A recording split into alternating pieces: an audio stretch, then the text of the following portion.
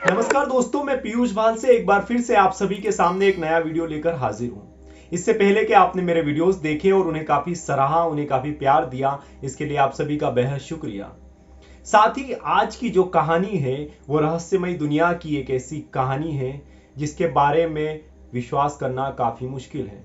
आज की कहानी एक ऐसी कहानी है जिस पर कई किताबें लिखी जा चुकी है, जिस पर कई फिल्में बन चुकी है। यह रहस्यमय दुनिया की एक ऐसी कहानी है जो किसी प्लेन या ट्रेन की नहीं, बल्कि एक जीते जागते इंसान की कहानी है जो एक एयरपोर्ट पर उतरता है और रहस्यमय ढंग से कहीं गायब हो जाता है। न सिर्फ गायब हो जाता है, बल्कि साथ में उसके बाद इस व्यक्ति का कहीं कोई पता नहीं चलता है।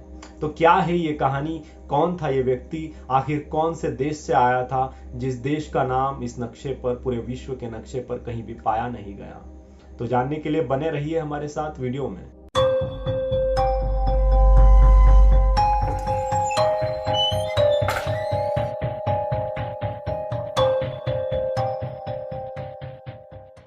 तो दोस्तों, कहानी है 1954 की, जुलाई 1954 की। एक सुनहरी सी दोपहर थी। जापान का टोक्यो शहर था जिसका नाम पहले हेनेडा था। इसी हेनेडा के इंटरनेशनल एयरपोर्ट पर दोपहर करीब 12:30 बजे एक फ्लाइट लैंड करती है। चूंकि ये इंटरनेशनल एयरपोर्ट था, यहाँ पर डेली करीब सैकड़ों की तादाद में फ्लाइट आती थी, जाती थी। यहाँ पर हजारों की तादाद में यात्री उतरते थे और कहीं जाते थे।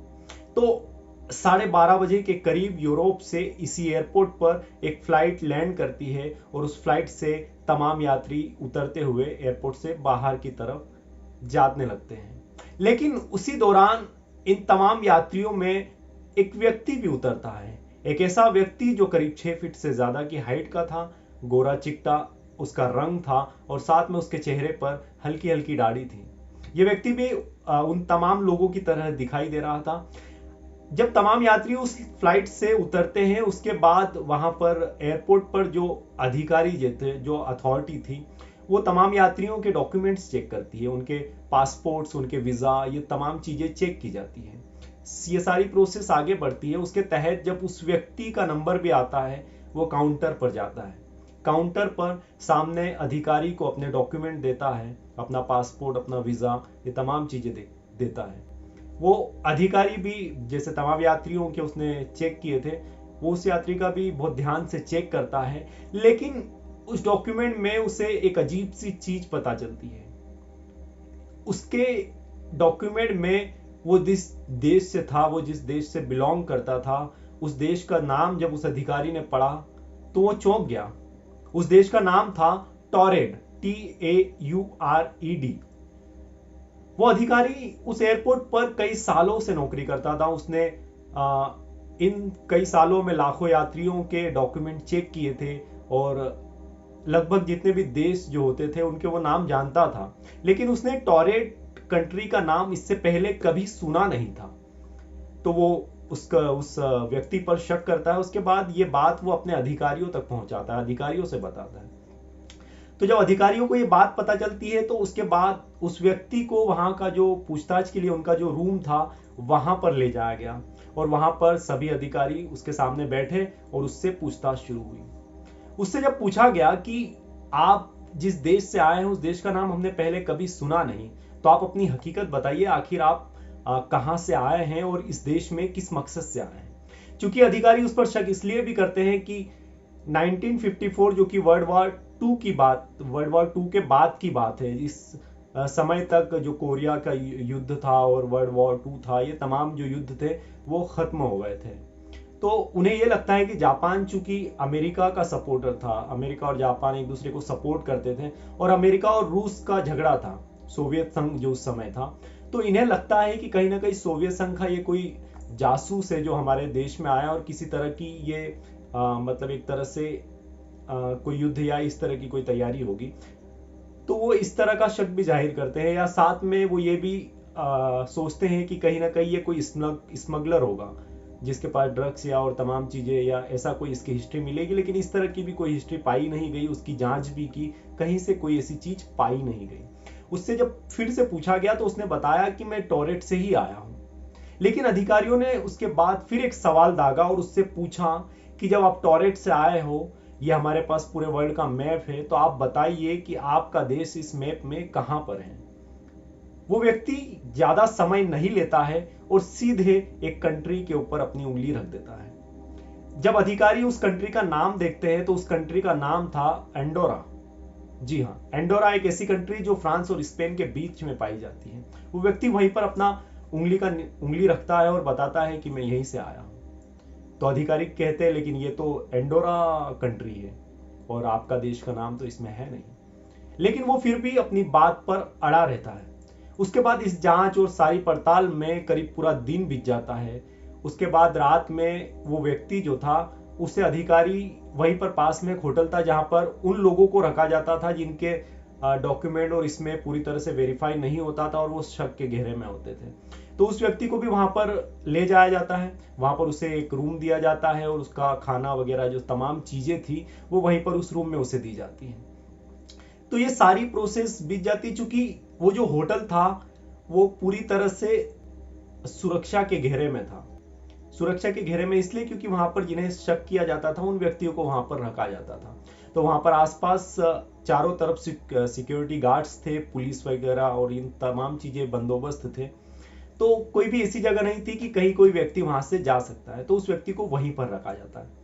लेकिन उसके बाद होता यह है कि सिक्योरिटी गार्ड का एक आदमी जब किसी काम के सिलसिले में उस व्यक्ति के रूम पे जाता है, उसका दरवाजा ठकठकाता है। उसका दरवाजा जब खोलता है तो वो आसपास तमाम जगह देखता है, लेकिन वो व्यक्ति उस रूम में कहीं से पाया नहीं जाता है। वो होटल इस तरह से बंदोबस्त था सिक्योरिटी का कि वहां से कोई आदमी कहीं से भाग ही नहीं सकता, लेकिन फिर भी वो व्यक्ति वहां से गायब था और वो पूरे होटल में कहीं पर भी नहीं था। उसके अगले दिन जब तमाम अधिकारियों तक ये बात पहुंचती है तो सारे लोग चौंक जाते हैं कि आखिर ये गया तो गया कहां पर। उसके बाद लॉकर रूम में उस व्यक्ति के डॉक्यूमेंट्स और ये तमाम चीजें रखी थी। अगले दिन जैसे ही सब लोगों तक ये बात पहुंचती है, मीडिया तक भी बात पहुंचती है, तो वो डॉक्यूमेंट्स और ये लेने के लिए एक अधिकारी जब उस लॉकर में जाता है और खोलता है तो देखता है कि उस लॉकर में एक एक चीज जो उस व्यक्ति से रिलेटेड थी वो सब गायब है। मतलब कोई नामो निशान नहीं है कि आखिर ये व्यक्ति आया तो आया कहां से और कहां पर गायब हो गया। तो इस कहानी के बाद पूरे वर्ल्ड में ये कहानी जब फैलती है, तमाम जांच होती है, तमाम सारी चीजें होती है, लेकिन कहीं से इस व्यक्ति का कोई सुराग नहीं मिला, ना ही उस देश का सुराग मिला जहां से ये आया था।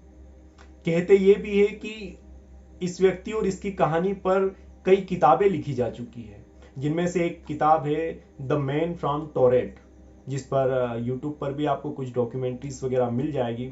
और साथ में इस पर एक जो किताब लिखी गई है वो डायरेक्टरी ऑफ पॉसिबिलिटीज। इस किताब में इस कहानी का जिक्र है और इस व्यक्ति के बारे में कई सारी पॉसिबिलिटीज जो है उनका भी जिक्र है कि आखिर ये कहां से आ सकता है। कहते ये है कि ये टाइम ट्रेवल करके यहाँ पर आया है, या तो ये व्यक्ति भविष्य के कई सालों पहले का हो सकता है। जो एंडोरा कंट्री है उसका नाम बाद में हो सकता है कि टोरेट पड़ जाए, या तो ये किसी और ग्रह से आया हो, या ऐसी भी कहानियां हो सकती है। तो इन तमाम तरह की पॉसिबिलिटीज है, इन तमाम तरह की बातें और इन पर कयास लगाए जा रहे हैं। लेकिन जापान के इतिहास में जब से लेकर के 1954 से लेकर के अभी तक इस व्यक्ति के बारे में कहीं से कोई पता नहीं चला कि ये कहां से आया था, हैनेडा एयरपोर्ट पर कैसे पहुंचा, कौन है व्यक्ति, और ये टोरेट और इसका जो भी रहस्य है ये क्या है।